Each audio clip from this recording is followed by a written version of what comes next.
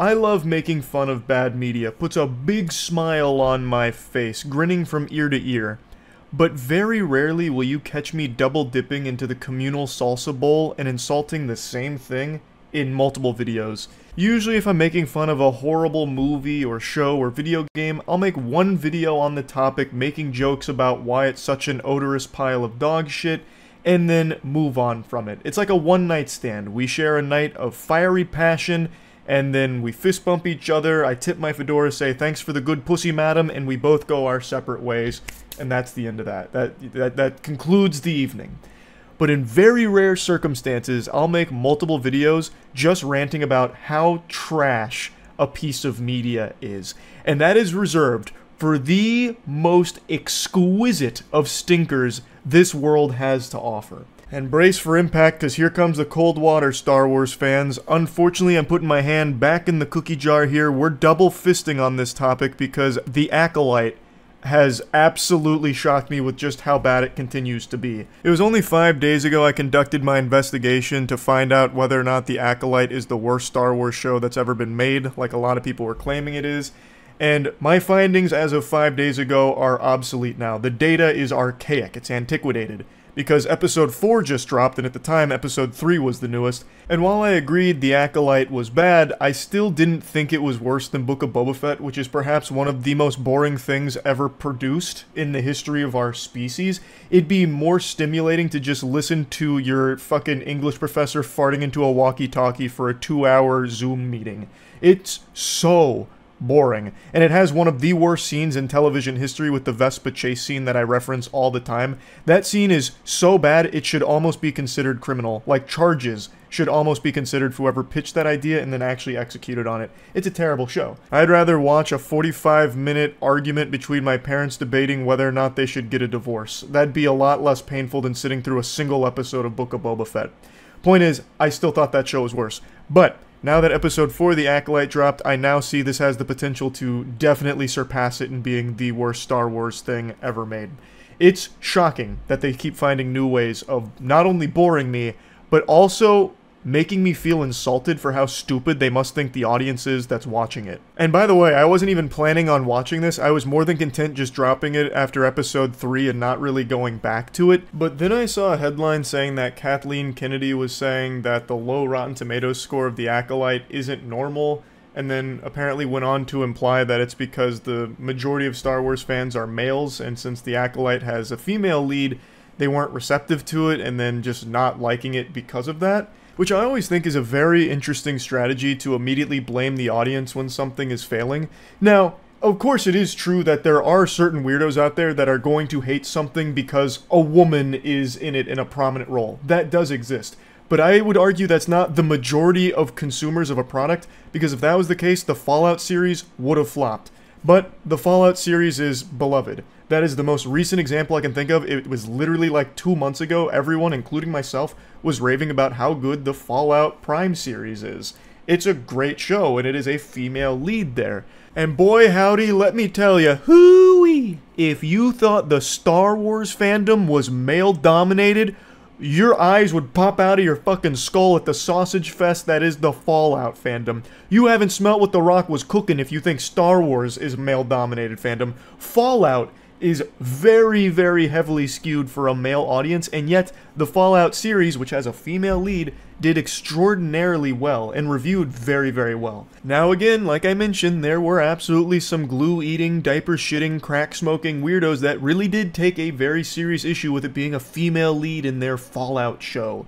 But it clearly wasn't the majority. It was a very small, smelly pocket of goobers.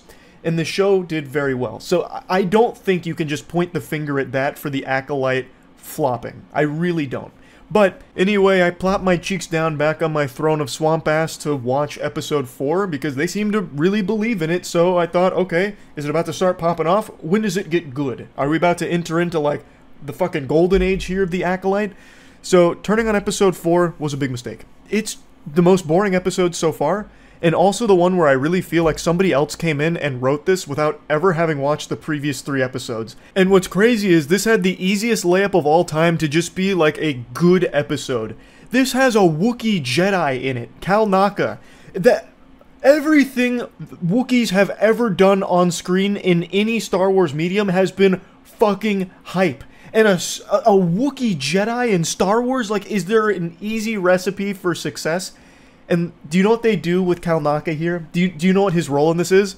To be a fucking Halloween decoration, basically. He's actually just a corpse. So Cal Naka, he was shown at the end of episode 3, like they've shown him a little bit sporadically. And then episode 4, it's all about May and Kimir. I already forgot his name. It's so hard to remember these characters' names because they're so forgettable, bland, generic, and just really poorly written. But May and her sidekick, who I think is going to have a big role to play, I'll get into that in a moment, are wandering through the forest and looking for the Wookiee Jedi Cal Naka, because May still has that task from her Sith Lord, her master, to kill the Jedi without using a weapon. And she's going on about how difficult that is. Like, how do you kill a Jedi without any type of weaponry? It's an impossible task. And I think it's a really stupid task to give anyway. Why specify that? I'm sure we'll learn later, but I still think that's very dumb just on a surface level. That's like challenging me to take a poop without peeing. Like, yeah, it's super difficult. I might be able to do it with enough focus and, like, creative strategizing. But what do I get out of it, and what do you get out of it as the Sith Master? The poop still gets done with or without the pee, so who really cares, you know? Like, if the Jedi are dead, that you want dead, why does it matter how they were killed? I'm very curious to see why the fixation on not using a weapon is there. But anyway, eventually, she finds the Wookiee Jedi Cal Naka, and what ends up, the big reveal, he's already dead. He's been killed by a lightsaber. So we don't even get the easy slam dunk here of seeing a Wookiee Jedi do anything. He's just already dead. What a fumble. That's the easiest dunk of all time. Like, you don't even have to try hard, just have him do anything and people would clap for it. But they didn't. They actually just had him die off screen and you see his corpse for 2 seconds. That's it. That's just a shockingly stupid decision. Unless they bring him back with some kind of forced necromancy or something, I don't see him having a role in the show going forward. It's just, that was his role, to get hit with a lightsaber off screen and add to this mystery of who did it. Of which I don't think there's a real mystery present, because it seems super obvious that I'm praying they're not going to do it. But anyway, I didn't even get to the stupidest part. So May, the main villain of the series, who has killed 2 Jedi Masters right now.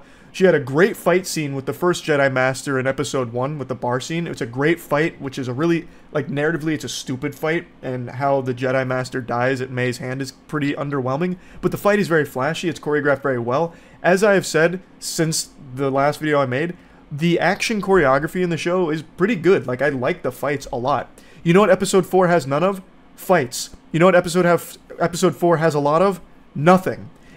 So they're not even utilizing the strongest part of the show. There's no fights here, which they could have easily had something for the Wookiee Jedi. She also did kill another Jedi Master, albeit in a much less interesting way. Master Torben, who was just this lobotomite that couldn't stop levitating. He literally just levitates for like 24 hours a day, I guess, and refuses to talk to anyone until May came through with a little vial of poison, and then he floats down and he says thanks and kills himself, basically. Well, not basically. He literally just drinks the poison and dies. That's it. So, like, we've had one good fight with the Jedi Master, and I really thought we'd have something for the Wookiee Jedi, but nope. Subverted those expectations in the lamest way ever.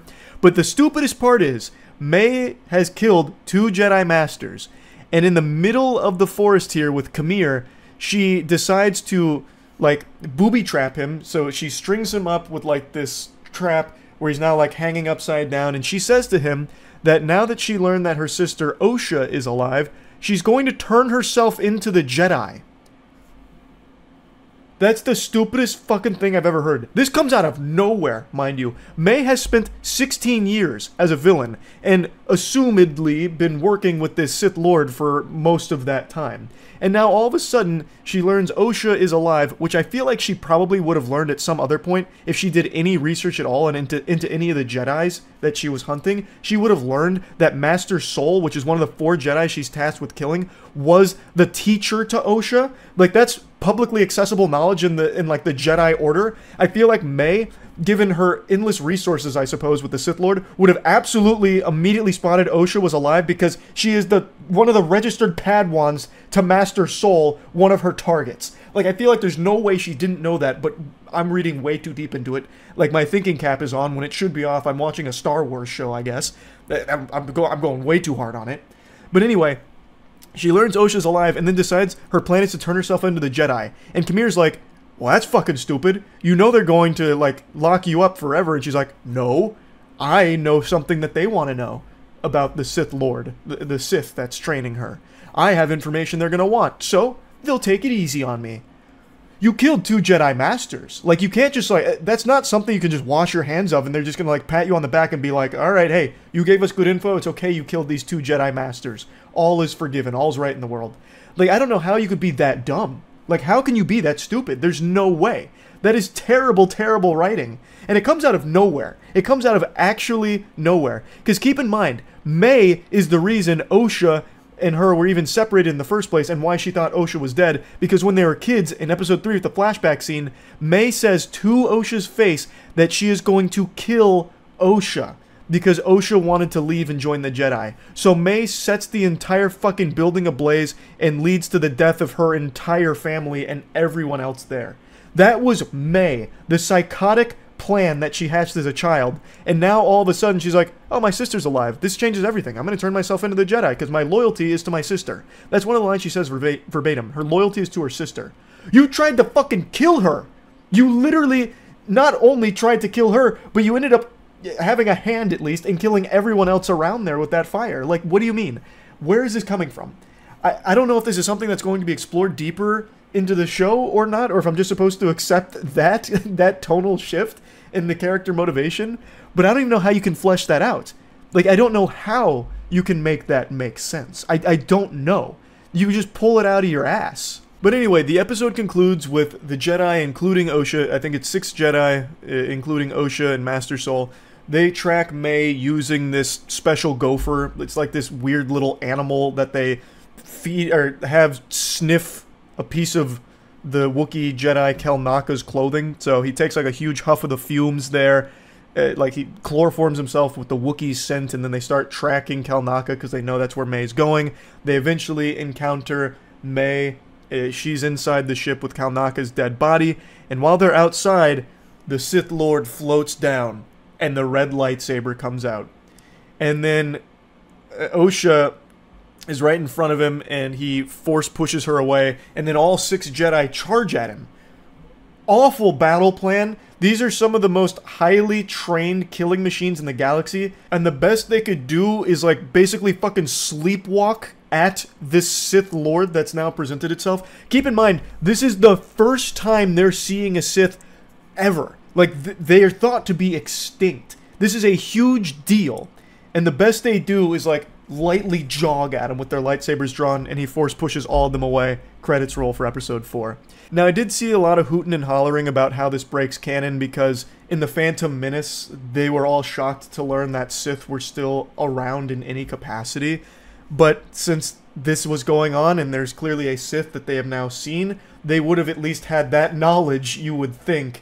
But I'm not even here to really talk about it breaking Star Wars canon, because I'm here to just look at the show on its own 2 feet, not even thinking about how it ties into other Star Wars property. I just wanted to watch this as its own show, as if nothing else in Star Wars existed, and it's still bad. Like, even if you go into this only caring about what you're seeing in Acolyte and not how it ties into other things, it's still just not good. It's just boring, and it is really poorly written, even in its own self-contained 4 episodes so far. It's also really weak visually. For a $100 million plus budget, this actually does feel like something that would fit right at home on the CW station. Like, every time they show Coruscant, I want to cry. Like, it just looks terrible. It actually looks like a PlayStation 1 cutscene. And a lot of the visuals just look super cheaply made and haphazardly thrown together. And that is not the VFX team's fault. These VFX teams are getting used and abused, and they just have no time to actually finish their work anymore, and my fucking heart breaks for them. It is so sad. how poorly treated the VFX artists are. So I don't blame them at all when a show comes out looking like this, because I know this isn't their choice. They just didn't have time because of these strict fucking deadlines that they get hammered with to actually fully flesh out the visuals. Now, there is something I want to mention. I hinted at it a moment ago about something very predictable. Khmer. I'm still not going to bother looking his name up because I just don't care enough about his name. Khmer being the sidekick of May, the one that made the poison for her. I am quite certain that he is the Sith Lord, the mysterious man in the motorcycle helmet with the red lightsaber.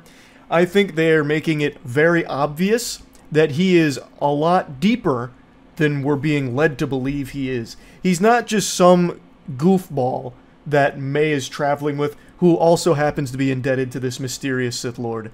I am pretty confident that they're going to have the big reveal that Khmer is the Sith Lord. Both he and May are on this planet, and now the Wookiee Jedi is mysteriously slashed with a lightsaber, and somehow the Sith Lord is also here, all while Khmer isn't present. He's supposedly still entangled in May's trap. It all just seems like it's going to be him that's the Sith Lord, which I think is the most predictable shit ever, and I'm fingers crossed they don't do that.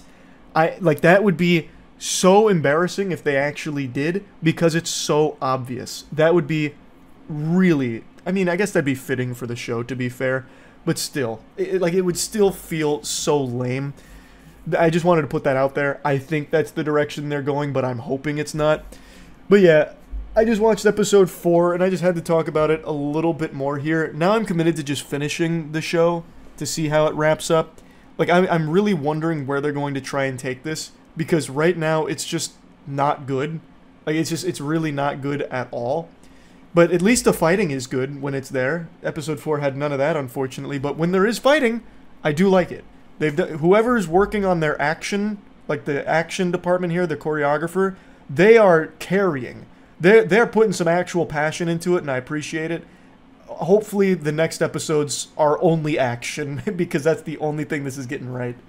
Anyway, that's about it. See ya. Today the world gets a little bit brighter, because the Idol is finally over, and boy howdy, I tell ya, the season finale is something special. An unbelievable disaster. This series is only 5 episodes long, but it delivers cringe that will last a lifetime. 5 episodes, and it feels like you get about as much story as reading 5 seconds of a Tumblr erotic fanfic. There is nothing of substance here, no message to be delivered, and the final episode is downright insulting. I think this season is up there with Game of Thrones Season 8 in terms of how much of a fucking catastrophe it is. The final episode here is an actual speedrun to just end the show as quickly as possible, because I guess the director Sam Levinson had already busted his nut and was just kind of done with the property. I'll dive into the meatballs of this spaghetti in just a moment with the finale here, but I just want to say, I am convinced now that my theory is correct. I believed that this whole show only existed because Sam Levinson is a sexual degenerate who made this show for his own pleasure, and the finale kind of confirms my hypothesis. The finale basically just ends abruptly, without bothering to finish any plot lines or have a sensical conclusion whatsoever. Again, I'll get into it in a moment, but I honestly can't think of any other reason for this show's existence other than Sam Levinson having something to play the skin flute to. Like, there is nothing of value here, and legitimately everything in this show is sexual. There is not a single scene that goes by where Lily Rose Depp's character, Jocelyn, doesn't have her titties out. Even something as simple as going to the store looking for clothes has her with her ass cheeks clapping in the wind and nipple boobies just fucking flopping around, and then eventually getting raw dogged in the dressing room moaning for the entire store to hear. There is not a moment that goes by in this show that isn't just softcore pornography. It's baffling. It doesn't have a message. And it's not just Jocelyn, but she's the main character, and Sam uses her like just a portal to the honkers dimension. Even though she is actually an interesting character that could have had a really interesting story told about her, instead Sam just decided to focus on making the whole show just a countdown till her melons pop out. That's it. It is very much a show that seems to be only about the sex and nothing else, and also making the Weeknd a clown. I have a conspiracy theory that I think Sam Levinson secretly hates The Weeknd and convinced him to take this role just so people would make fun of him for it. So they wrote the goofiest, most over-the-top, embarrassing character ever, and Sam convinced The Weeknd that it was a good idea. Because I don't understand how he even signed up for this role. It is genuinely embarrassing. The Idol is one of those rare circumstances where it doesn't have a single fan.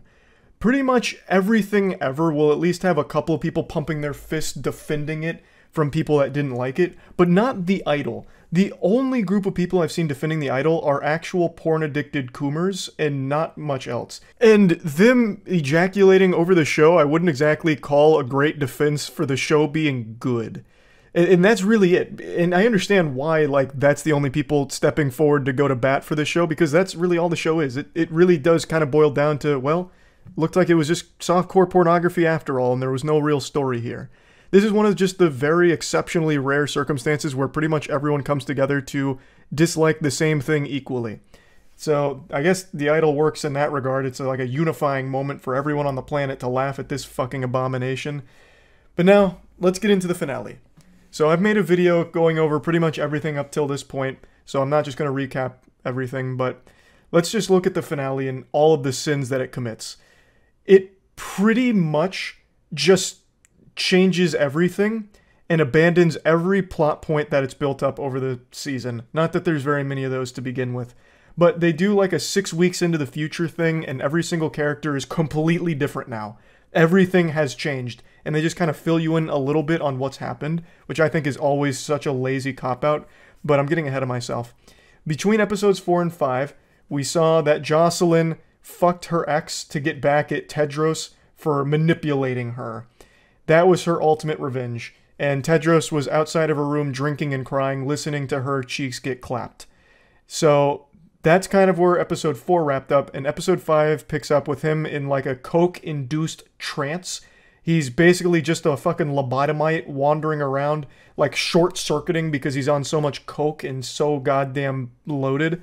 But eventually he hatched a plan where Xander took a picture of Rob with one of Tedros's girls in the cult, and then posted a story that Rob had raped her.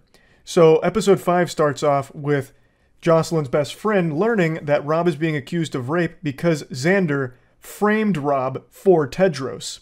And Jocelyn figures this out and tries kicking Tedros out of the house. She's very mad. She keeps trying to get him out of the house because she's been manipulated, and she's had a complete 180 on everything here. She's finally seeing the truth, so she wants him out. But she doesn't get mad at Xander, who legitimately did this. Like, while he was just a marionette on the strings for the puppet master Tedros to control, Xander still knew full well what the plan was. To get Rob, out of the picture here for Tedros, and accused him of rape, which cost him his entire career. And for some reason, Jocelyn doesn't care about Xander doing that. In fact, Jocelyn still makes Xander one of the headline opening acts for her, which is an interesting play from the chess master Jocelyn here. But episode 5 basically is a completely different person than the entire series has ever shown us, and it happens like that. Like, all of a sudden, they just wrote a totally different character and just put Jocelyn's name on it. Because now, all of a sudden, she's taken control, and she's kicking Tedros out, which is good. Like, it's about time. She's opened up to the scam and hates Tedros, getting Tedros out of there, but she's taking all of Tedros's extremely talented singers and putting them in her show. But then there's like this, half the episode is spent with all of those singers performing, and it goes on for way too fucking long. They're performing in front of all the music industry executives, and they're like, oh, this is mind-blowing. I've never heard someone sing notes like that. Oh my god, the Lord has come down and blessed us for this performance. You're all hired. We're doing it big, baby. And that's like half the episode, so it drags on for so long.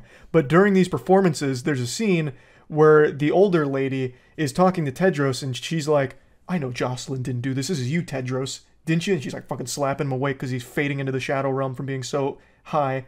And he's like, yeah, no, this was me. And she's like, okay, well, you and I need to work together because this is real talent. You found them. And then actually 3 minutes later, she just fucking hates Tedros. She's like, yeah, he's such a fucking weird loser. Tedros sucks. And then helps to ruin his entire life because he is a bad guy. Eventually, once Jocelyn gives them the okay, they run a big piece exposing Tedros as like a former pimp who went to jail for a lot of heinous shit. And that lady who actually 3 minutes ago wanted to help Tedros and work with Tedros and not Jocelyn apparently was integral to helping that come to play. Why and how? This is what I'm saying. They set up these things in the episode too, and then just forget that it ever happened and pretend that it never did. Like, it doesn't follow any plot lines to its conclusion. It just leaves them and forgets. Another one. Jocelyn's best friend has been hyping up, or has been hyped up across the entire series as the only person seeing through Tedros' scam, seeing him for the evil person that he is. And in this episode, she's happy to see Jocelyn finally learning that too, but she still kind of gets left in the dust by Jocelyn, who doesn't really like communicate super well with her. And she just leaves, and she's never heard from again. Like, they don't even like address what happened. She just vanishes, like out of nowhere. She leaves a note on Jocelyn's bed. And unless I've been, like, neuralized by the Men in Black, they never even show what the note was or even hint at what it could be. She just is gone.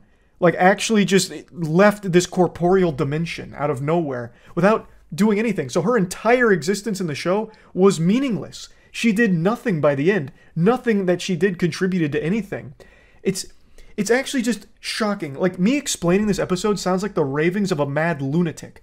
But this is actually how the episode plays out. It is nonsensical, convoluted, messy, stinky, repulsive. Like, it's awful. Everything that could go wrong with a single finale went wrong with this one. It's an absolute disaster by all definitions. It just really feels like Sam was in his refractory period. Post-nut clarity, he's like, damn, I really didn't make a good show here. Let's just end it. Because originally, this show was pitched as 6 episodes. But then they, like, cut it down to 5, I guess, and then are trying to pretend like, no, that never happened. That's the Mandela effect. It's always been 5 episodes. And it's like, no shot. I just watched the finale, and there's no way you meant for it to be 5 episodes. Because it feels like an entire episode is missing. There is so much development that must have happened off-screen in between these, like, fucking fever dream cuts of an episode. Like, there had to be something that explained it. Something that developed the characters there at some point, and it's not here. So they, like, loosely cut together something that resembled a plot, but not really. It's fucking terrible. You remember how I mentioned in, like, episode 2, or, like, where the backup dancer for Jocelyn was stabbing her in the back? The music industry executives were like, Jocelyn's backup dancer can sing and dance really well. Let's give her Jocelyn songs since Jocelyn's going through such a weird period in her life. And they were hyping that up like it was going to be the biggest plot point. Like, oh my god, she's now getting betrayed by people that she thought she could trust. And it turns out that that lady's working with Tedros. What's going to come from this? Spoiler alert, fucking nothing. In this finale, they sit that girl down again and they say, hey, we changed our mind. You can't have Jocelyn's song anymore. And then they send her on her way. They just say, scram, get out of here. It's like actually a 1-minute scene, maybe 5 sentences, and that's it. They just wrote that entire thing out, and you never see that character again for the rest of the episode. It even had the gall to try and be deep for a moment, where Tedros gets pulled aside by Jocelyn's manager, and he's telling the story of Little Red Riding Hood, and they're doing like cuts to Jocelyn, like, she's Little Red Riding Hood. And he's like, do you know what happened to the big bad wolf? He got fucking gutted by the hunter, and I'm the hunter. And then he like tries to pay him off to get out of Jocelyn's life, which Tedros doesn't accept. So then they print the piece about how he's a pimp and a horrible person, which ruins his entire life, basically. And then Jocelyn goes to her tour 6 weeks later because they do a time jump, and she's wearing a red hood, thus going forward with the Little Red Riding Hood story that her manager told earlier. But it's so goofy and pretentious because that story had no bearing on anything. Like, it didn't actually make any sense in the context of the show. It tried so hard to be deep, and I can already just picture the think tank at the Idol HQ, the writing room, filled with cigar smoke and fucking soiled trousers from constantly ejaculating about the amount of sex that they're writing in the show. And they're like, we need something real profound, real deep. They hit another line. What about Little Red Riding Hood? Genius! Oh my god, Sam, genius! Print it, write it down, quick, quick! But it doesn't work. It doesn't make sense in the show at all. It falls so flat. It's like they really thought that this would be like a statement piece, like the Idol would be remembered for this Little Red Riding Hood moment. But all it was so laughably pathetic. So pathetic. But by far the biggest crime the finale commits is its last 10 minutes. The last 10 minutes have to be some of the worst in all of televised history. So basically, Tedros' career gets ruined, right? So everything gets shut down. They expose him for being a pimp and holding a woman hostage, going to prison for 6 years for awful crimes. And then Jocelyn's on tour. She's about to perform, and Tedros shows up at the ticket booth asking if he has any tickets, not really expecting much because Jocelyn, said, "Fuck you, get out of my life, I hate you, we're done." But he still decided just to try. And it turns out Jocelyn did leave him tickets. So Tedros takes the tickets, goes to see Jocelyn in the dressing room, and then she's, taken back control. Now she's the authority figure. And this is supposed to show the development how she's no longer like, a puppet or putty in the hands of Tedros. But it actually still feels like that's the same thing because she can't live without him, which she makes pretty clear. He is the love of her life. And she makes that very clear to him. So it seems like the power was still on Tedros' side, so they didn't even tell the story of Jocelyn getting out from a manipulative, abusive situation and getting out of a fucking cult. It had her going right back in the very end. And it even had a deplorable scene where Tedros picks up the hairbrush that Jocelyn talked about her mom abusing her with. There was a very, uncomfortable scene from like episode 3 where she opens up about how her mom used to abuse her in order to push her to make the best possible music. And Tedros is like, "Give me that hairbrush." And then he starts beating the shit out of her with the hairbrush to try and help her realize her potential. So Tedros is in the dressing room here in the finale. He sees that brush and he's like, "This is the hairbrush your mom abused you with, right?" And she says, "Yeah." And then he turns it over and he's like, "But it's new." And then she just looks at him back in the mirror. I'm not even making that up. That's a real scene here. And then she goes on stage and all of the music execs are celebrating like Tedros is finally out of the picture. This awful person is finally gone. And Jocelyn goes on stage and says, "Tedros, come out here." And then she just makes out with him in front of the entire stadium, who now knows that this guy is a pimp, like all kinds of horrible things about him, and calls him the love of her life and that he's hers forever, and then instructs him just to go watch backstage. I couldn't have envisioned a worse ending for this show. I mean that. It accomplishes nothing.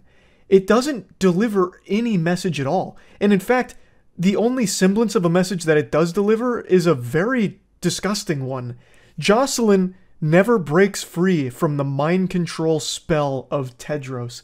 She is still under the complete control of the sexual shaman here, where she can't live without him. And he is still legitimately a horrible person who, from the very beginning, was manipulating her.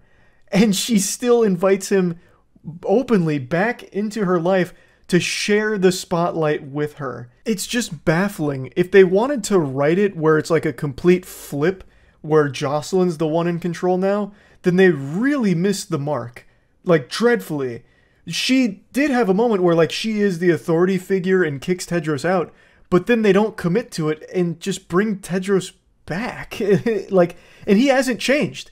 There is no development for Tedros. From the very beginning, he hasn't fucking changed at all as a character. It's so weird. And I haven't even covered all of it. This is probably only half of, like, the plot points that don't make any sense or the plot lines that they just forgot about or abandoned. It's just truly awful. The Idol is, without a doubt, one of the worst shows they've ever really made. And I know that's like a big claim to make, but I'm talking on a big budget scale. Of course, there's like, really low budget shit that just gets, vomited out on like a direct to DVD, season, or on some TV channel like CW pumps out awful seasons of shit all the time. But as far as big budget and like big name shows go, I think this is the worst. 5 episodes of nothing worthwhile at all.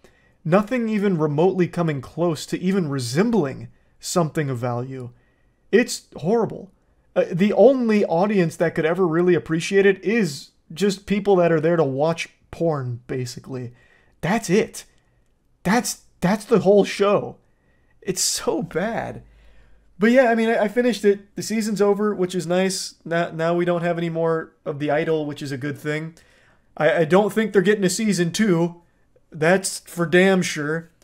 But yeah, anyway, just wanted to kind of just, you know, for my own sanity, just rant and vent about what I just watched here. That's really about it. So yeah. You all know I love bad movies. In fact, one of my favorite movies ever made is Moonfall. I can't stop preaching the gospel of how incredibly awful that movie is in all of the best ways, making it one of the most entertaining films ever created. I just really love bad films, but of course there is a line. There's boring bad, where there's nothing redeemable about it, it's just a slog to get through and it's just not fun. And then there's fun bad, where a movie is so bad that it becomes extremely enjoyable, especially when watching with friends. And I always assumed that the Twilight movies were in the first camp, boring bad. I thought it was just going to be throwaway, silly, schlocky romance for teens. But what I'd never realized until chat enlightened me, opened my third eye to the truth, is that it's actually fun bad. So I took them at their word, and I gathered the gang. So Aaron, Meadow, Tiana, and I started watching Twilight yesterday. And I've got to tell you, what an incredibly awful, fun shit film. It's just such a joyful experience. The movie is so special in that it does nothing well. Not a single thing. There is nothing in Twilight that is even remotely competent. And that makes it amazing. And it also moves at 1,000,000 miles an hour. The film was 2 hours long, and I actually felt like I had just ventured through a wormhole by the end of it, because I thought it'd only been like 5 minutes. Time moves so much quicker when watching it.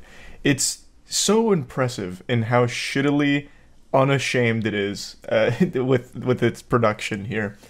So I was ranting and raving about it on stream for like 30 minutes, so I'm just going to play the clips of that where I was debriefing about the film. What I do want to talk about is what I did today with Aaron, Tiana, and Meadow.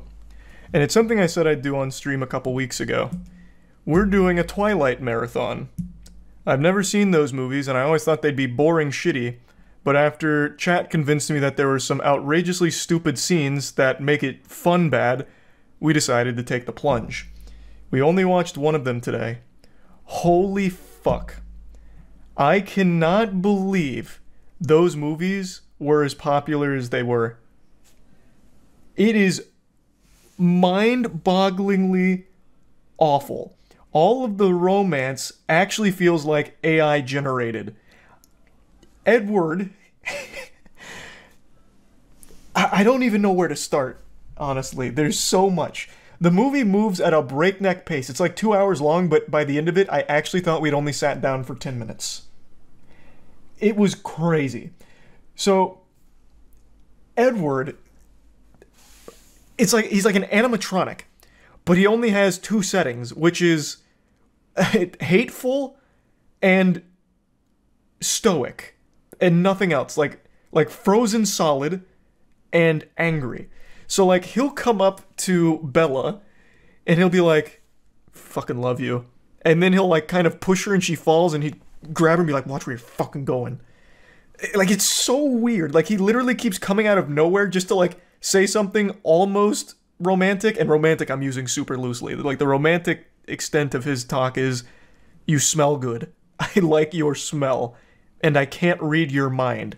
But then immediately after saying that, he'd give her like the most foul look ever and run away after saying, "Get the fuck away from me. Get away from me. You're not good for me. Get away. I shouldn't be here. Get away from me." Or like he walked up to her as she was trying to get back on the bus after like a field trip to a fucking, I don't know, cannabis farm. I don't even remember where they went. But they're like composting with the class. And Edward goes up to her after it and like starts small talk, kind of. And this is after he like pushed her down and then grabbed her and said, "Watch where you're going." He then comes up to her and he's like, "Yeah, you're just not good for me." And then they have like a small talk and she's like, "Well, why did you even save me then?" And he's like, "Ugh." And then his sister and brother come up and they ask if she's getting on the bus, and he goes, "No, this bus is full," as he looks at her and like shoos her away. That's like half the whole fucking movie. Like, at no point any level of that film is there any like romantic tension between them. It's so weird. It's so disconcerting. Like, it just feels uncomfortable every step of the way. It's like pure disdain for one another. And like I understand everyone critiqued the acting, but it is so true how awful the acting is across the board. I want to pull up a scene, and it's one that I watched on stream, which is what sold me on it. It's the baseball scene. This is in the first movie, and I didn't know that. So he takes her to baseball pretty quickly after what I just told you with the bus thing, where he's like, this bus is full. And, you know, shoo, bitch, get the fuck out of here. Fucking whore, harpy, run. Get away from me. And then he, like, ends up inviting her to a baseball game with his family of vampires. And this shit is so stupid. I know you cheat. And the whole movie is so ugly because they have this awful, like, blue filter on everything. So then they're out here playing baseball. It's so uncomfortable. It's so weird. And we watched the extended director's cut, which was only like an additional 6 minutes of staring at each other. So when these people come up, the only time we've seen them is they kill some guy on a boat, implied kill. And then he makes out with her, and this guy smiles and watches for like 15 seconds. I shit you not. That was one of the extended director's cut scenes that they threw in there. Him watching these two make out. And it goes on for an uncomfortable duration. So, he's apparently chief cuck of this vampire team. And then they come out here to play baseball. But then everything goes awry because he smells Bella. And he likes her smell. So now he's hunting Bella, and that's the enemy. It's so unbelievably dumb. Like, I couldn't believe what I was watching. I couldn't believe it. These movies were wildly popular. And yet, it is terrible. It's not good as romance. It's not good as anything. Nothing works. In all the right ways. It was fun bad. It was actually fun bad. Are you Team Edward or Team Jacob? So we only started the second Twilight New Moon.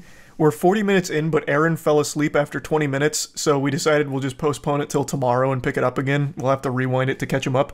But right now, Jacob is the only one that can actually even talk to Bella without just, relentlessly insulting and belittling her. Every time Edward talks to her, it's just mainly insults and being weird and edgy. One of the things he says, I shit you not, while they're in class and they're watching Romeo and Juliet, he says, man, you know, I really envy them. And Bella goes, why, you know, Juliet's perfect and their love and all that. And he's like, no, because they can kill themselves. No, I envy their suicide. It's so stupid.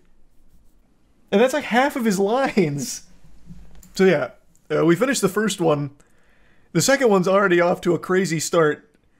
In the second one, the big conflict that happens right away is a scene that we also saw. It's the paper cut scene. So what happens here, it's like right off rip. He's taking Bella to, like, her birthday party with the vampires here, and she cuts her finger.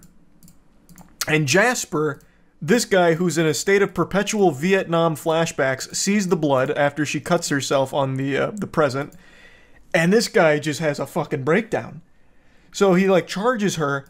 Edward then pushes Bella all the way against this, breaking all of this glass, shattering it all on her arm where she's bleeding even more, and then he looks at her so disappointed. Like, you bitch, how could you bleed in front of my family? Have you no shame? So then he breaks up with her because she bled.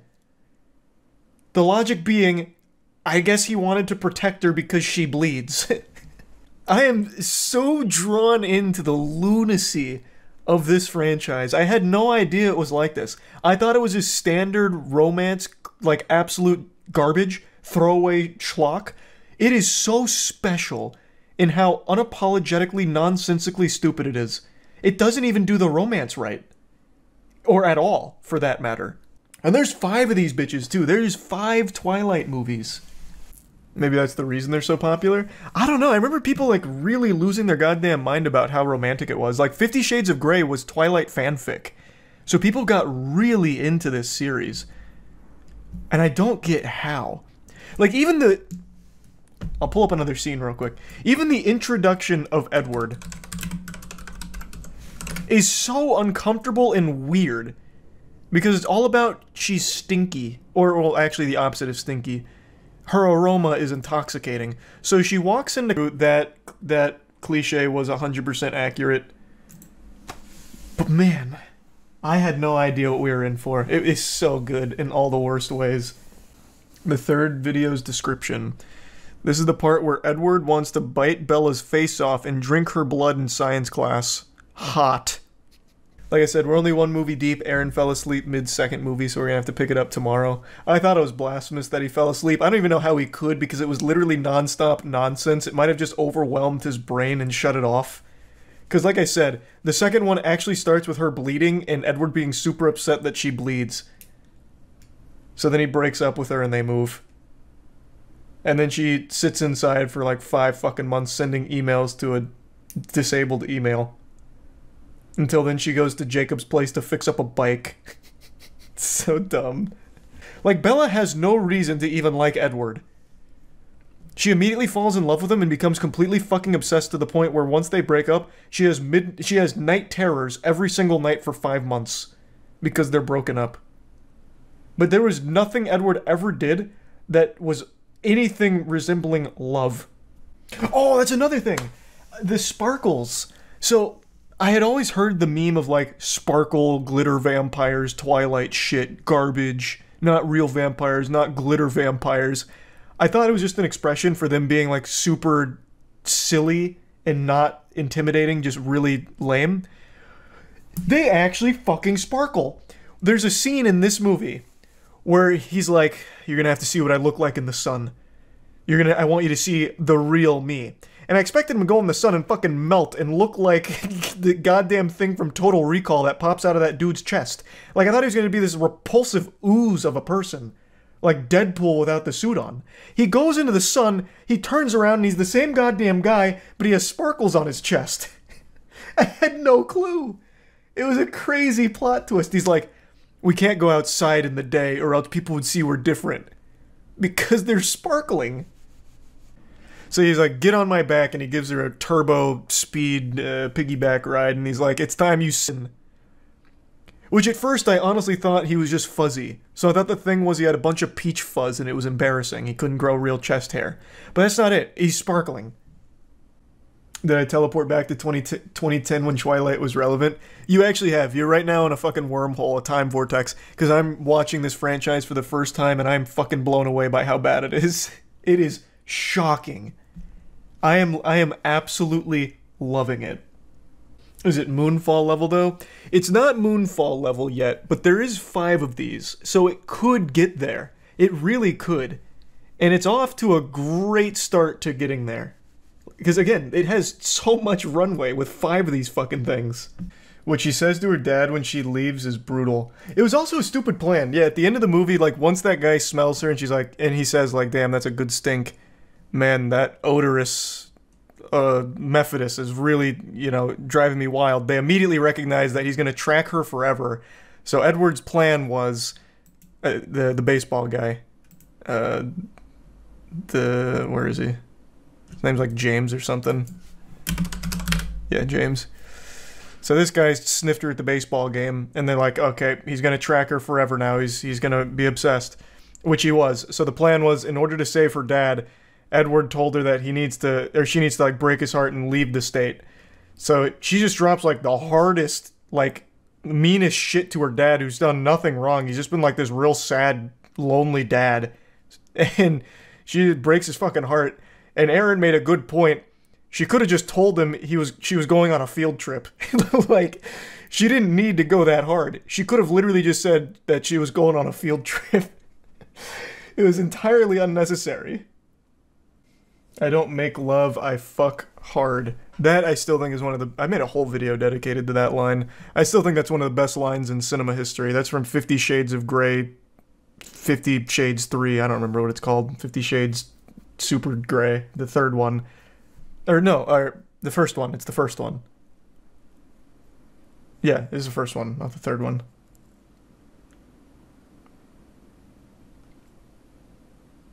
He actually says that. Yeah, he makes her sign a contract. And then she says, are you going to make love to me now? So he leans down and he says, I don't make love. I fuck hard. It was epic. Goosebumps. Every time.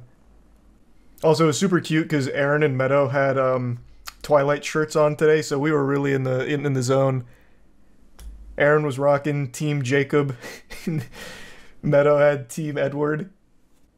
It was not Rari. I really don't remember what it was. Moist Meter Twilight Saga? No, but I'll probably do these debriefings after each movie on stream. I mean, I've already been fucking ranting about it for like 15 minutes now. I have so many thoughts on it. If I was to plug it into the Moist Meter, I'd be giving it all the way up to like an 85. This is a very fucking fun, bad movie. But like realistically, like objectively as a movie, it'd be like a 20 at most. But I always heavily weigh the fun of a film.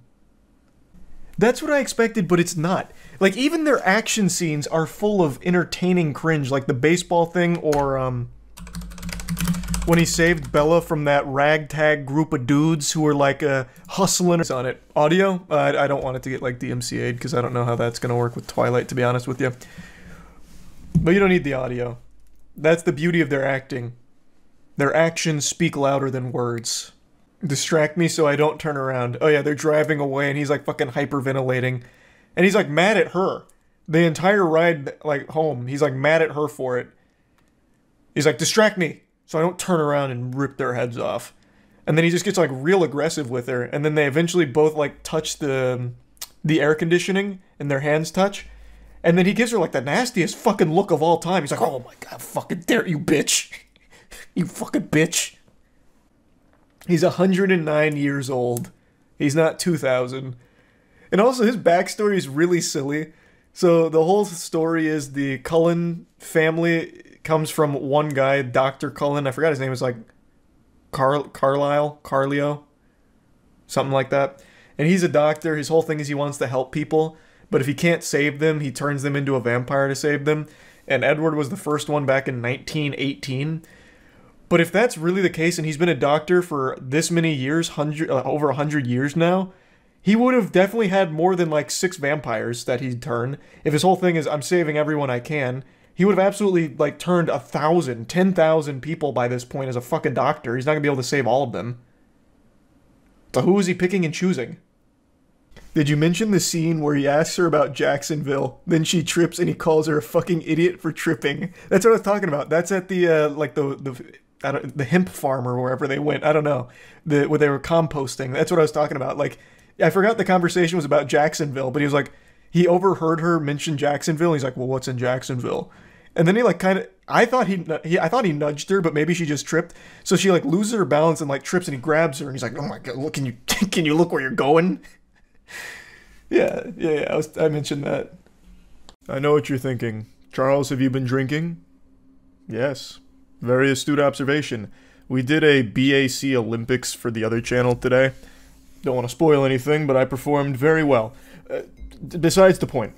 I may have been drinking, but no amount of alcohol would be enough to make me enjoy the finale of The Acolyte. Now, I've made 2 videos on The Acolyte. I've been very open and honest. I haven't really liked a lot of the Star Wars content that's come out over the last, like, decade and some change. Save for a couple of exceptions like Andor or the first 2 seasons of Mandalorian, or, very hot take, even the Solo standalone movie. But aside from that, I just haven't found myself enjoying much of it, and The Acolyte is something I started just because of how much it was shit on by the majority of people, and I just can't resist horrible media. I'm drawn to awful media like a Coke addict to baking soda. So, I indulged in this property to see if it really is as bad as everyone was saying. And while not good, I didn't think it was the worst thing Star Wars has ever made. Once again, that achievement, I still believe belongs to Book of Boba Fett.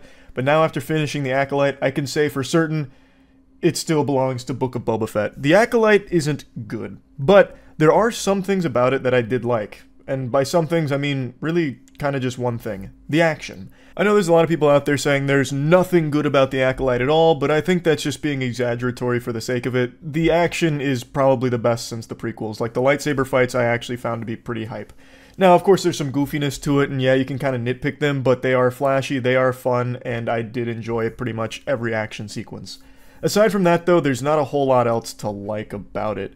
Narratively, I think it's kind of a mess, and there's going to be spoilers here. There's no way for me to talk about this show without getting into spoilers. I think the most egregious example, excuse me, I'm starting to fumble some words around, but You know, I'm taking the field sobriety test here with the Acolyte trivia breakdown.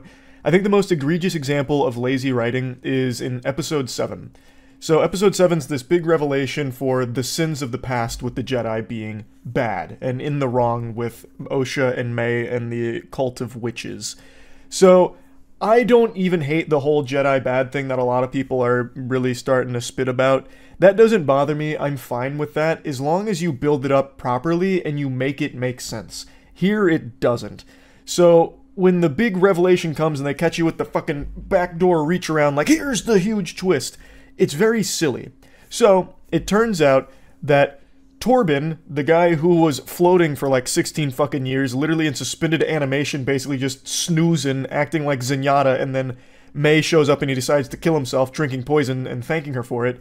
His crime was wanting to leave the planet the witches were on early. So the Jedi were stationed on Bryndock looking at virgins, and they ended up accidentally stumbling upon the witches. Sol saw the twins, and that led them to the witches, and Torben was crying about wanting to go home early. Wah, wah, wah, give me some fucking French cries, we've been here too long, I want to go home. So what ends up happening is Torben, in his haste to leave, decides to storm the witch's place to try and speed things along. Sol follows, and then it's an absolute fucking disaster. Osha, as you all know from the previous episodes, wanted to go with the Jedi. May did not. There was this big back and forth conundrum with the witches where their mother, who was like the head of the coven, was going to let Osha go with the Jedi. She's like, you know what? These are very important girls to the coven, and if Osha wants to be a Jedi, who are we to stop her? So she was already on board. Like, this is what Osha wants, this is what Osha's gonna do. So Sol and Torben getting there early definitely throws a wrench in everything, but what ends up happening is shit starts to get poopy. You have the big disagreement between May and Osha, where Osha has a wild overreaction and decides to just set everything on fire, watch it all burn, and then Sol and Torben are with the witches, tensions are very high, and then it reaches a boiling point where the mother, in a panic, decides to turn into a smoke demon in front of Sol. Without telling Sol that Osha decided to go with the Jedi, and Sol is there, you know, kind of talking about it, without informing him that that was the decision Osha made that they were going to abide by, she gets some news and turns into Smoke Monster. So she starts, like, fucking evaporating into this, like, dark cloud, like this dark energy, and Sol stabs her, which kills her. And then as she's dying, she says, we were going to let Osha go with you, she chose the Jedi, and then collapses and dies.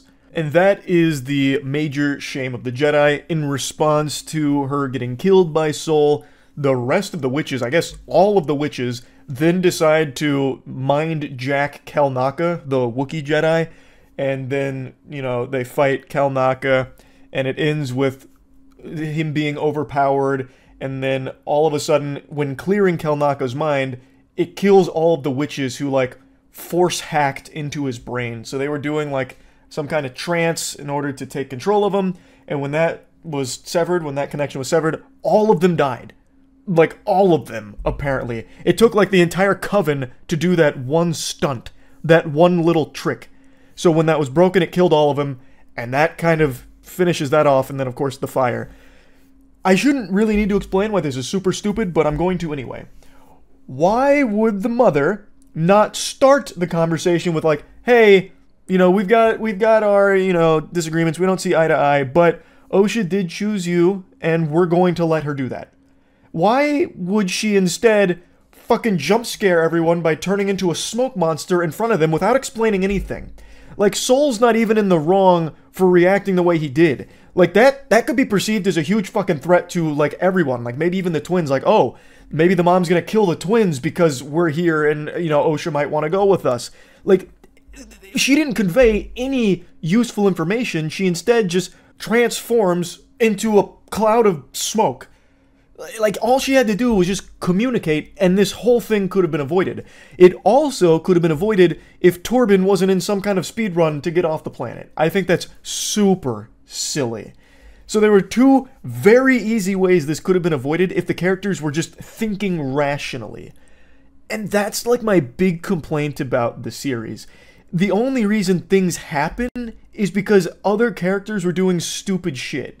So it feels really unfulfilling. Like, I don't even mind some of the story beats. Like I said, the whole Jedi bad thing, I don't mind. I think that can work really well. And it's not like that's never been done before in Star Wars. They made that really clear in Star Wars that the Jedi became complacent, you know? Like, a lot of the things that go wrong, go tits up, is because the Jedi are just kind of lazy assholes. Like, that's not new.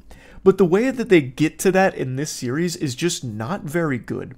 And the finale does nothing to really solve that problem. I don't hate the finale. I think it's a fun final fight between Soul and the Stranger. I actually do like the Stranger, but I think he is also a pretty silly character. There's not a lot that was explored about him, but I like the Cortosis helmet. I think that's cool. The short-circuiting lightsabers by fucking headbutting them.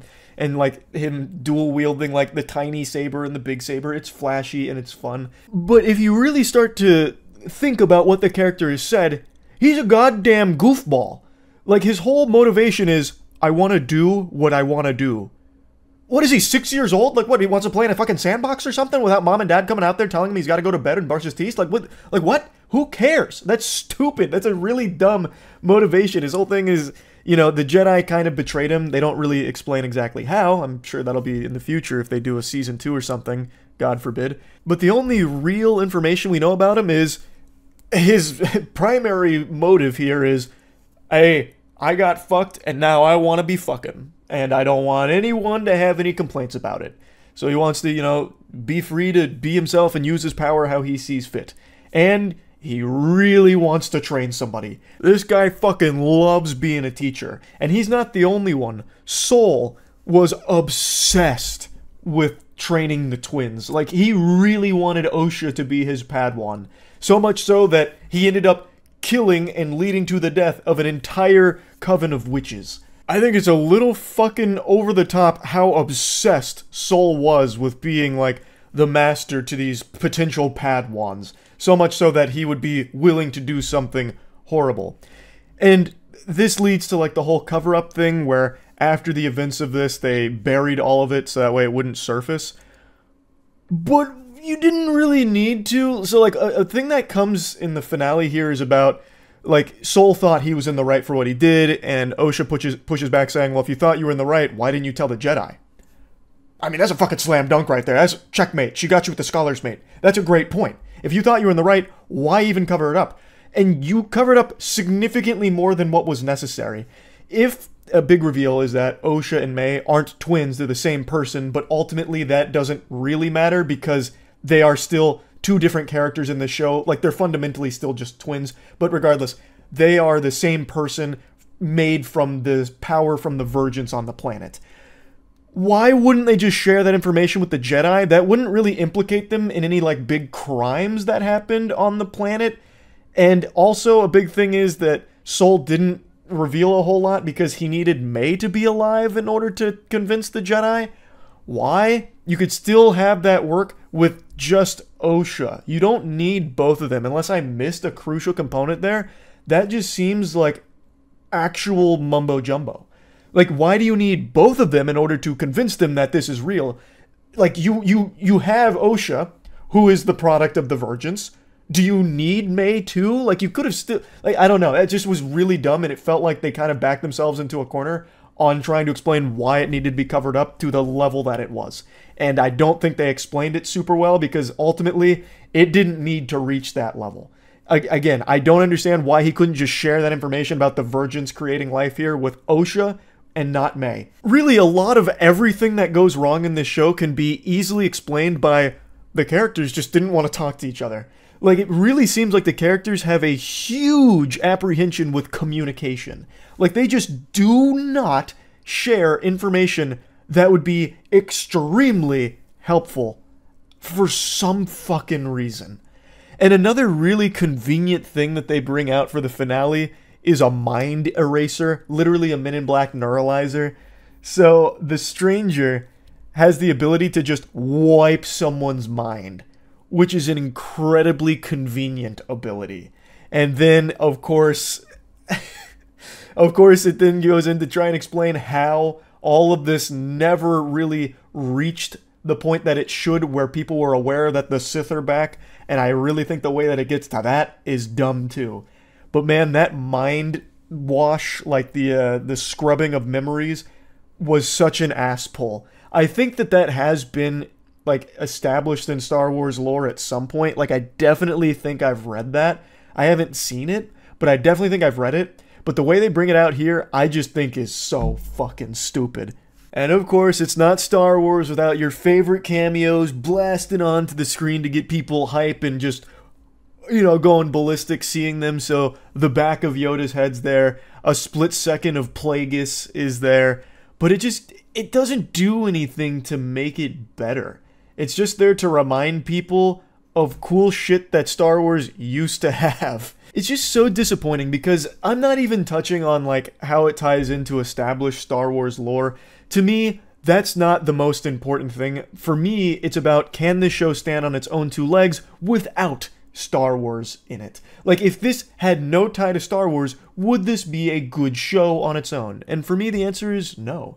I just really don't think it knew how to actually get to the things that it wanted to. So, Osha turns to the dark side. She bleeds her lightsaber in the finale, and then she runs away happily ever after with the stranger. And it doesn't work. Like, at no point do they really build Osha into that decision. It just kind of happens, like, super suddenly. 1 second, she's like, Jedi. You know, Jedi, May, you really fucked up and you're evil and bad for what you've done. And then she gets fed some new information about, like, what Soul did and instantly turns to the dark side. Without anything really building to that. Like, yes, that's super alarming information, but it's not like May's innocent either. May is also very much responsible for a lot of what happened with the death of their mother and the entire coven. So, like, I feel like that decision to immediately turn to the dark side happens so quickly, and she immediately becomes extremely powerful, force choking and killing Soul almost effortlessly.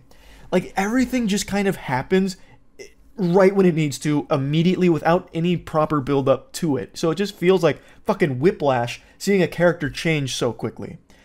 So overall, I just didn't think this show was very good.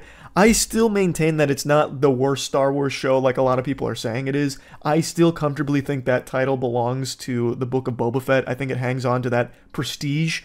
But this one is definitely not good. It's another bad Disney Star Wars product, unfortunately. But I said I would finish it, and I finished it. So, yeah, I just wanted to talk about it a little bit. If I was to put it on the moist meter, I'd give it like a 35% maybe-ish, somewhere in that general ballpark. I'm not really sure. But anyway, that's really about it. So, yeah. I'm a human being with a lot of emotions, but the main one you're going to see me exhibit today is anger. I got into a bit of a debate with a friend of mine today about what show has the worst ending, and just remembering some of these endings just got my blood boiling. You know, I couldn't help but just grit my teeth, get like real upset about it as I talked about how some of these endings ruined amazing shows. Now, obviously, I think the right answer for the worst ending of all time goes to Game of Thrones. Game of Thrones was one of TV's most popular productions. Even just mentioning Game of Thrones and their ending is immediately causing a monsoon, so you can see even the Thunder Gods are upset about how that wrapped up. Of course, there are other shows with noteworthy, horrible conclusions, but Game of Thrones is the obvious, festering, oozing zit that we just need to pop right away. It is, I think, objectively the worst conclusion ever to anything. It killed the entire franchise and its relevancy forever.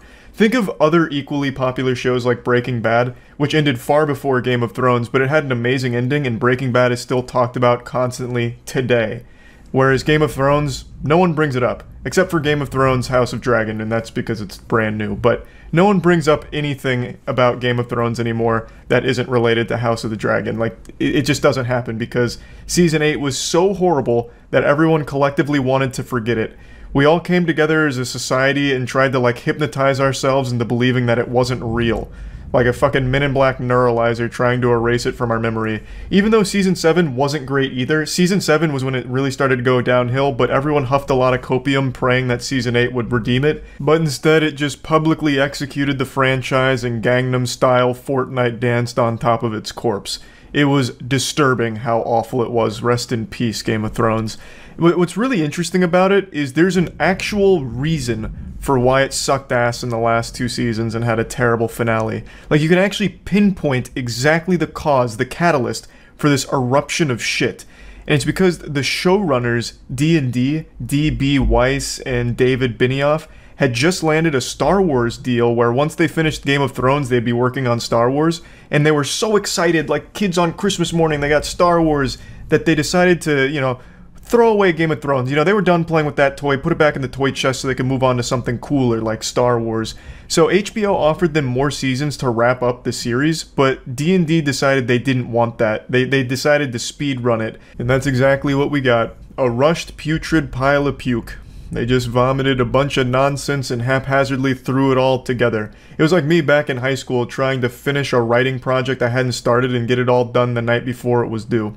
It was terrible. So bad, in fact, that even the actors were laughing about it before it aired, sarcastically calling it the best season ever, or just laughing about, you know, it being disappointing. The actors also were pretty well aware that this was unsatisfactory and most people were going to be let down. And they were right. It was trash. It was truly terrible. And of course, a lot of people fell back onto the excuse of, it's not D&D's fault, this is what George R.R. Martin wrote. He gave them notes on where he wanted the series to finish, and they were just following his instructions. But you're wrong, you brain-dead Twitter zombie. That's not exactly the case, because if you'd use even the simplest amount of reasoning, you would realize that even if those plot points are exactly what George R.R. Martin wanted, I don't think he wanted them done in the span of a single episode. I'm assuming he'd want them built up. Because what happened in Season 8 is all of these plot points, all these like big plot events, all happened within 1 or 2 episodes, whereas before it'd be 1 or 2 seasons. Think about how long it took them to get from point A to point B back in like Season 5. They spent a whole season marching. Whereas in Season 7, they went from one side of the continent to the other in 1 episode. Like, they sent a message, and I guess all of a sudden they had fucking walkie-talkies or cell phones because they were able to communicate back and forth instantaneously and travel that fast too. They completely changed how things moved in the show by making it instantaneous transportation as well as information traveling instantly. And not only that, those plot points that happened in Season 8, they happened out of nowhere because they had no opportunity nor any effort to make them make sense. Like, I don't even think it's the actual things that happen that people take issue with, it's the fact that they happen out of nowhere because they just took all of these big things and threw them into a fucking cauldron and brewed up this disgusting witch's potion of filth. It just didn't work because they tried to rush everything into a single fucking season. It was dumb. It was stupid. And then they tried to fall back on this whole, well, we subverted your expectations, didn't we? And in their defense, they're right. They did subvert all of our expectations by surprising us with how fucking horrible it was. And they even subverted their own expectations because this was so poorly received and killed the franchise in such a colossal way that D&D lost their Star Wars deal. And to this day, fucking 3.5 years later, they still have not had a big project that they have worked on. Neither one of them. This was so awful that it has effectively stunted their career for the last 3 years. Maybe it's ruined it forever. Their reputation certainly is in the shitter. I don't know how you come back from this because of how they handled Season 8 in particular, but Season 7 was also bad. So, you know, it's poetic, really. I got a little lost in the sauce here ranting about this show once again, but it is, I think, the absolute worst ending to anything that's ever been created. Now, I'd like to give a couple honorable mentions here. The first one going to The Promised Neverland. Promised Neverland is a manga and anime series with the first season of the anime being hailed as a masterpiece. It was widely praised by pretty much everyone that watched it, and Season 2 completely ruined it in a way I've never seen done before. I think it's the worst ending to any anime, as well as anything animated ever. It is super shitty. Unlike Game of Thrones, it's not even just the writing being bad and everything going wrong. This show stopped being animated. Season 2, the ending... Let me explain. So Season 2 follows the characters right after Season 1 where it leaves off. There's no, like, jumps or gaps or anything. But what ends up happening is by Episode 3, they decided, we gotta finish it quick. And it was so bad that the people that worked on it, the higher-ups that worked on Promised Neverland Season 2, had their names scrubbed from the project. You can't actually find some of the credits here because the people didn't want their name associated with it because they knew it was terrible. This was while it was airing, they took their names off because they knew how bad it was. It's beyond embarrassing. It's shocking how awful it was. So, aside from things happening where they'll just pull in characters to be like, it's hard to explain without spoilers, and I guess it's no reason not to, but a character you thought was dead in Season 1 comes back and he's like, actually, I'm not dead, and I actually found a way to kill every demon here. I came up with this nuclear potion here that'll kill every fucking demon that's ever existed and solve all of our problems. He doesn't explain how, he just has it. And he's like, I'm gonna kill all the demons. So then he goes and uses it on a village, and then's like, oh, maybe this isn't good. Maybe I don't want to kill all the demons. And like, good, I'm glad you didn't want to do that anymore. So then they go to like the main demon headquarters, they have a big victory there. But the manga continues for like fucking 10 more chapters or something, but they didn't want to for the anime. So what they did then, after their victory, they then did a I think it was 5 or 6 minute slideshow of like art where after we won here, we encountered hardship here with the demons. But then we won there, and then we won here. And then we made this portal to go between human and demon world, and we used it. And then we did that, and now we're in the human world and we're happy. And it's all explained in a post-narration and slideshow, like individual pieces of art that show it, not animated. It's so fucking laughably bad. It is regarded as the most disrespectful season of any anime ever because they completely gave up. They just threw in the towel and didn't actually give it any kind of care whatsoever towards the end of Season 2, and it showed. So yeah, definitely a very special catastrophe there. I don't even understand how it happened because The Promised Neverland was an absolutely massive success, so I don't know why they wiped their ass with it in Season 2 and fumbled it, but it is what it is. Now, one of the other endings that my friends pointed out, like I don't even know why I was being vague about it. This was on the podcast. I talked about it with Andrew, Jackson, and Kaya, though it was mainly just Andrew and I that were talking about endings because Jackson and Kaya also agreed with Game of Thrones, but Andrew brought up one that I didn't know, and it's How I Met Your Mother. So I looked into it a bit, and I completely agree this sounds like shit. I only watched a few episodes of How I Met Your Mother, but Andrew enlightened me on why the ending was so unbelievably horrible. Basically what happens is you spend the entire show wondering like, oh, who's the mom of all these people here? You know, it could be anyone, it could be Robin, it could be this and that, and you just have this guessing game. And then the show ends with it being like a completely different woman who's already dead, and then the guy goes to Robin anyway. So it's just like this totally worthless like, haha, surprise! It wasn't who you thought it was going to be, but it still kind of is, as I understand it. Again, I didn't watch a whole lot of How I Met Your Mother, so I can't opine too heavily on it, but just the idea of that as like a gotcha thing, like, haha, you couldn't have expected it to be this woman who's already dead, did ya? It just kind of makes me laugh. That does sound like shit. And looking into it, it seems like most people hated the ending, but still liked the show. And a show like How I Met Your Mother, it can get away with a bad ending because it's not so much about where it ends, it's more about the journey. Like, it's a comedy. You're having fun, you're laughing. But when it's a show like Promised Neverland or Game of Thrones, the ending is extremely important because the journey and the destination really matter. Like, yeah, you've had a lot of fun along the way, but you need to see how it all wraps up. Whereas here, you know, the main point is being comedic, so as long as you were laughing, it accomplished its goal. We also briefly mentioned the ending to Lost, as well as the ending to Scrubs, both of which are very subpar and not appreciated by huge fans of the series. Again, in both of those shows, I only know a little bit about them, I only watched them on and off, so I don't have a strong feeling on either one. But we did all recognize that they have terrible conclusions and fans don't like them. But the only other show that I can strongly give my perspective on for a terrible ending is yet another anime, which I know, kind of weeby, I've listed 2 anime, but, you know, anime is notorious for having terrible endings. Like, I don't know what it is, but so many anime just have absolute fucking garbage finales. And that's the case with this show, Platinum End. But the difference is the whole show's bad. Platinum End is just not a good show at all, but the ending is special in how horrible it is. This I'm just gonna fully spoil. So Platinum End is about choosing the next god. God's dying, need a new god. So some of the angels go out there, choose people, they compete to be the next god, and eventually they do come to a conclusion on who it's going to be. And it's a child who throughout the entire show has said numerous times that all he wants to do is die. Like, that's the main thing. He wants people to be able to die on their own terms and for him to die as well. And that's who they choose to be God. And what happens when he becomes God? Almost immediately into the job, like almost right after becoming God, he says, Looks like these people don't need me. So he kills himself. And when he takes his own life, all of humanity ceases to exist. They all poof out of existence. Roll credits. It's fucking baffling how stupid it is, but that's the ending. It's so bad. It's so dumb.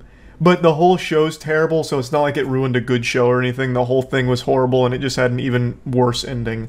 So, yeah, just wanted to mention these things. I just got to talking about, like, bad endings to shows, so I just wanted to kind of rant about it. That's really about it. See ya.